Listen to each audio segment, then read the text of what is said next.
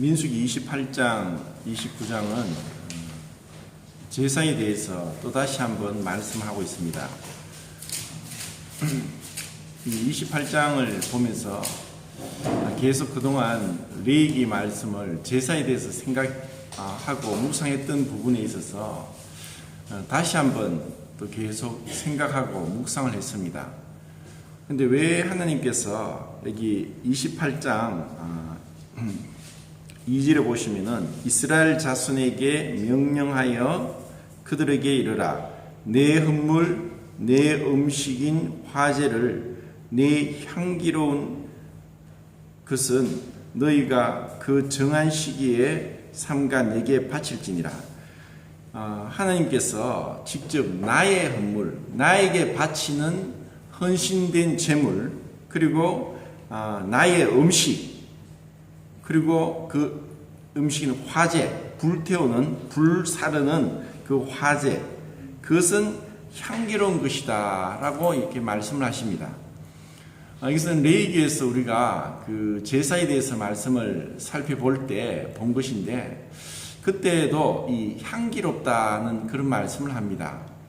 그런데 실질적으로 사실 우리가 이와 같은 제사를 드리는 걸 본 적도 없고, 또 그냥 이 성경에 글자로 문자로 된 것만 읽기 때문에 이 제사가 어떠한 것인지에 대해서 사실 잘 모릅니다. 그런데 우리가 상상력을 동원하고 또 뭐 그런 요즘 매스미디어의 그 혜택을 받아서 이 번제 드리는 실제 동영상도 유튜브에 있습니다. 그것을 보면은 이 제사를 드리는 것은 사실 끔찍한 겁니다. 그것은 제물을 죽이는 겁니다. 그리고 제물을 죽여서 피를 흘리는 겁니다. 시각적으로도 이 피를 보면은 사람들이 굉장히 무서워하고 두려워하게 돼 있고, 또 이 냄새도 이 번제를 드리고 하는 걸 보면은 굉장히 많은 제물들이 죽어갑니다. 그런데 이 피 냄새가 얼마나 지독하냐. 제가 그 도살장에서 일을 좀 해본 적이 있는데, 그것은 도저히 아무리 시간이 지나도 적응이 안 됩니다. 도저히 그거는 뭐 적응을 하고 어느 참을 해도 참을 수가 없는 거예요. 그런데 왜 하나님은 이것을 향기롭다, 그리고 이것은 나의 음식이다, 또 나의 헌물이라고 말씀하시느냐? 이것을 곰곰이 생각할 때 뭐 그동안 알고 있었지만, 그래, 하나님이 보시는 것과 우리가 보는 것은 이렇게 차이가 난다. 자, 우리에게 있어서는 그 피를 흘리고 죽는 것은 정말 본질적으로 싫어하는 겁니다. 그것은 결국 죽음입니다.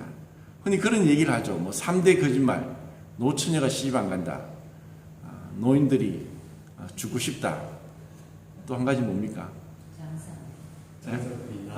장사꾼이 뭐 남 미쳐서 판다, 뭐 이건 뭐 3대 거짓말을 하는데, 우리는 본질적으로 죽기를 싫어합니다. 그래서 히브리서에도 죽기를 무서함으로 일생이 매어 종로를 하는 자라고 있죠. 우리는 죽기를 싫어하고, 다르게 말하면은 자기를 드러내고자 하고, 자기의 말이 인정받고자 하고, 자기 존재감이 사람들에게 주목받고자 하는 이러한 강한 그 삶에 대한 의지는 죽음과 반대됩니다. 그러다 보니까 우리는 그것을 본질적으로 싫어하죠. 그런데 우리는 그 본질적으로 죽기를 싫어합니다. 그런데 하나님은 죽어야지 된다는 거예요. 그리고 냄새에 있어서도 우리는 그 냄새가 피냄새라는 것, 또 볼 때 뻘건 그 피는 우리로 하여금 혐오감도 주고 피하고 싶고 외면하고 싶은 겁니다. 근데 짐승의 세계에서 피는 어떠냐? 강한 삶의 의지를 일으킵니다. 왜냐? 적자 생존의 세계이기 때문에. 흔히 그런 얘기를 하죠. 바다에서 피 냄새는 상어가 몇십 킬로미터 떨어져 있어도 피 냄새를 맡고 온다고. 완전히 미친 듯이 달려듭니다. 짐승의 세계는, 짐승은 하나님이 천지창조 6일째 육축과 다르게 처음부터 만들었습니다. 처음부터 다르게 만들었습니다. 짐승을 통해서 요한계시록의 거짓 선지자 또 짐승 적그리스도를 동일하게 적그리스도의 사단의 삼위일체로 이야기합니다. 짐승은 내가 죽이든가 내가 먹히든가 둘 중에 하나입니다. 양보도 없고 공존도 없고 그리고 평화도 없습니다. 그것은 구원받지 못한 우리의 본질적인 육신의 생명을 명확하게 드러내고 있습니다. 그런데 하나님은 왜 이것을 향기롭다고 하셨나? 그것에는 우리가 조금 전에 부른 그 CCM에도 나왔듯이 하나님의 공의가 만족되기 때문입니다. 하나님의 공의가 만족되기 위해서는 반드시 죄에 대한 그 대가가 지불되어야만 됩니다. 죄에 대한 대가가 지불되었기 때문에 하나님께서 향기롭다고 말씀하십니다.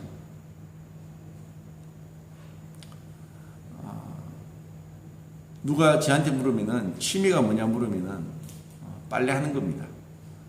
취미가 뭐냐 또 물으면은 음식물 쓰레기 버리는 겁니다. 그렇게 얘기하고 싶을 정도로 저는 빨래하는 게 참 좋고 그리고 음식물 쓰레기 버리는 게 참 좋습니다.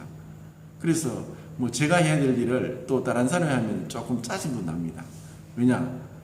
빨래를 자주 하니까 옷이 헤어진다고 자주 하지 말아 가는데 근데 빨래를 딱 해놓고 나면 이게 옷이 깨끗하니까 너무 기분이 좋아요. 그리고 음식물 쓰레기가 조금만 있어도 딱 버리고 나니까 냄새가 안 나고 너무 좋은 거예요. 우리는 본질적으로 깨끗한 것을 원합니다. 그래서 우리는 씻죠. 그런데 정말 더러운 게 뭐냐? 거짓된 거고 자기가 죽지 않는 게 더러운 겁니다. 우리가 죽고 싶습니까? 싫어해요. 정말 싫어합니다. 왜 우리가 죄에 허덕입니까? 왜 우리가 육신적인 정욕에서 사로잡힙니까? 자기를 자꾸 드러내려고 하는 이 강한 이 생명의 본질은 자기의 욕심을 채우는 거고 자기가 하고 싶은 것을 하는 겁니다. 그것으로 인해서 하나님의 진노가 임하는데 그렇기 때문에 자기가 죽지 않고 자기의 영광과 자기의 의를 위해서 행하는 수많은 것들은 결국 그리스도의 심판대에서 불타버립니다.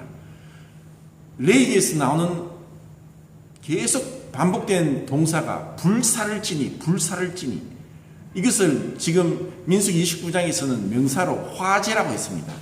제사 드리는 종류는 5가지고 제사의 방법은 몇 가지로 했습니까? 요제, 거제, 전제, 화제 이렇게 4가지로 말씀드렸죠.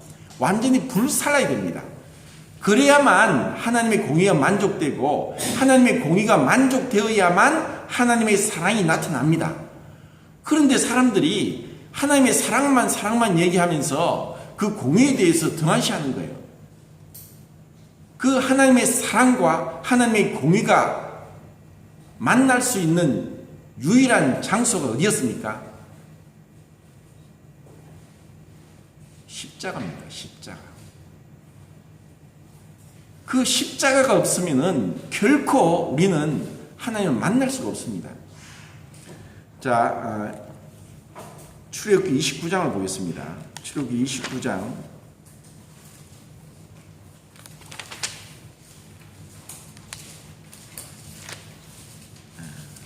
전에 어떤 성도님 중에 제가 구약을 자꾸 하니까 굉장히 화를 내요. 왜 자꾸 구약을 자꾸 하냐? 이미 우리는 신약 시대에 있는데 그런 어리석은 자가 없기를 바랍니다. 출애굽기 29장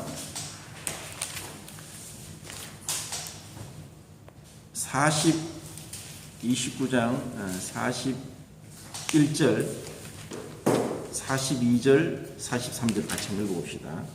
41절부터 43절까지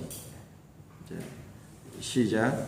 한 어린 양은 저녁 때에 드리되 아침에 한 것처럼 소제와 전제를 그것과 함께 드려 향기로운 냄새가 되게 하여 여호와께 화제로 삼을지니 이는 너희가 대대로 여호와 앞 회막문에서 늘 드릴 번제라.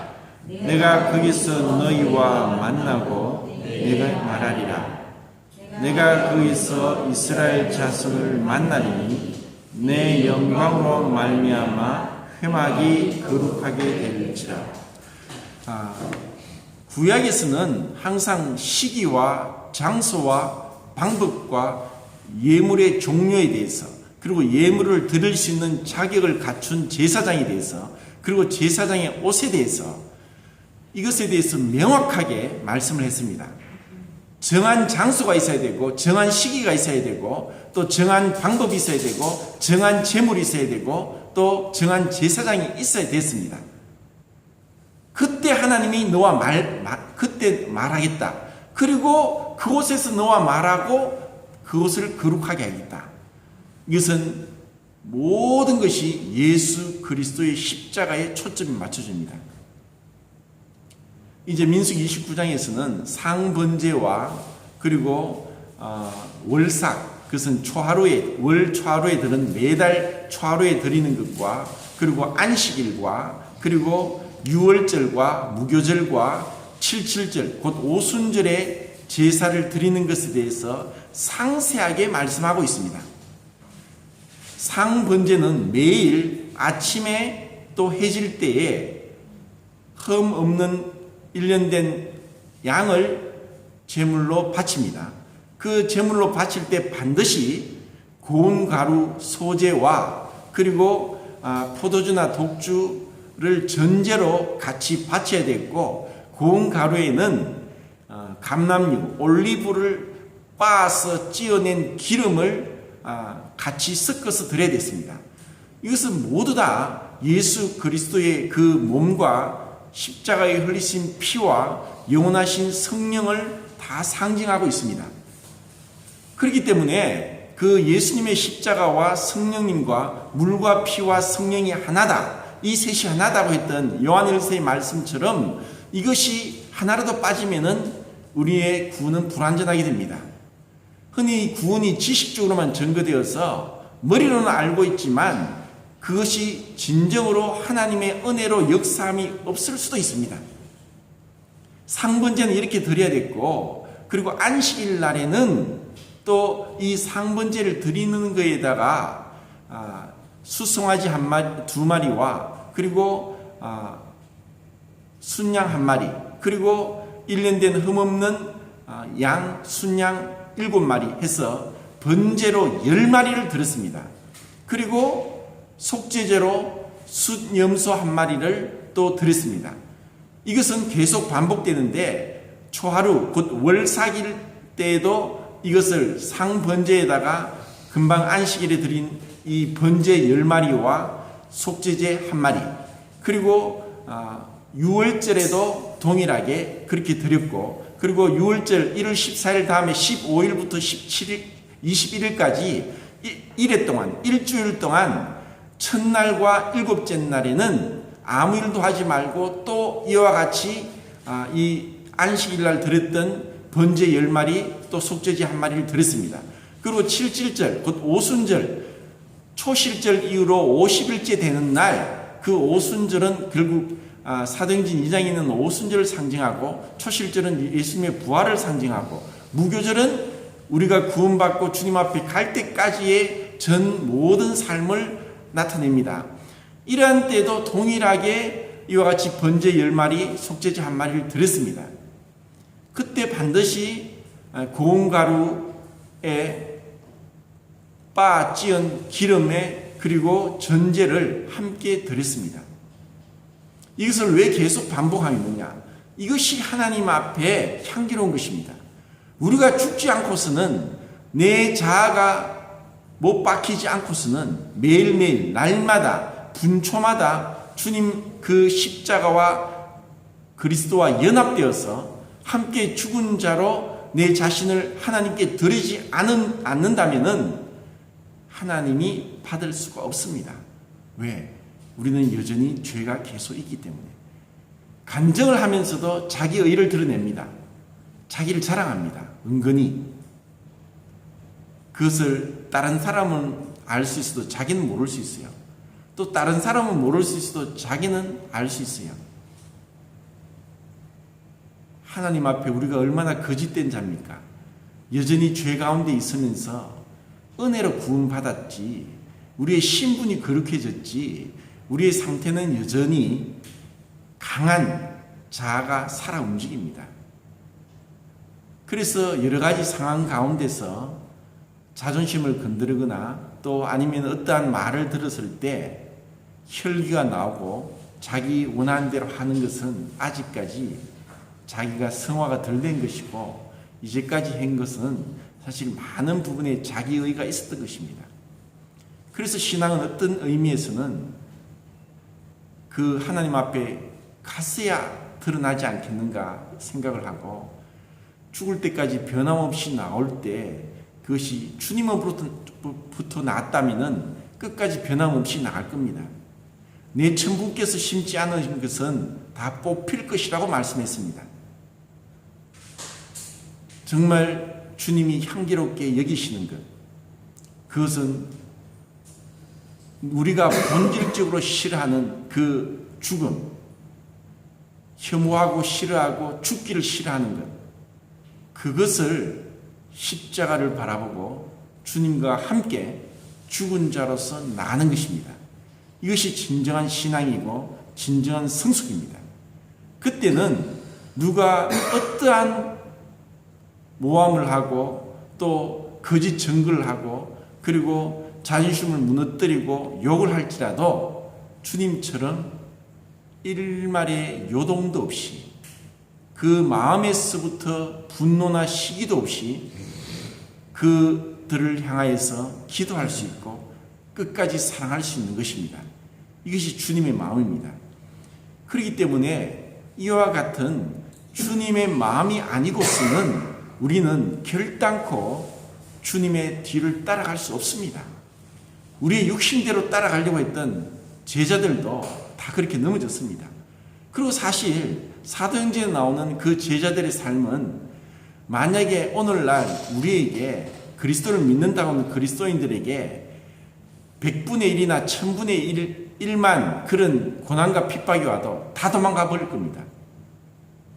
그것은 인간으로서 견딜 수 있는 그런 시험이 아닙니다. 어떻게 그 사자밥이 되게 하고 십자가에 거꾸로 매달고 화형을 시키는데 웃으면서 기도할 수 있고 찬양할 수 있습니까? 내가 죽어가는데, 내가 멸시받는데, 내가 짓밟히는데 내가 어떻게 평화롭게 그들을 위해서 기도할 수 있겠습니까? 우리에게는 절대로 불가능합니다. 주님의 마음이 아니고는 절대로 불가능합니다. 이것을 오늘은 조금 일찍 끝내겠습니다. 고린도후서 4장을 보고 마치겠습니다. 고린도후서 4장입니다.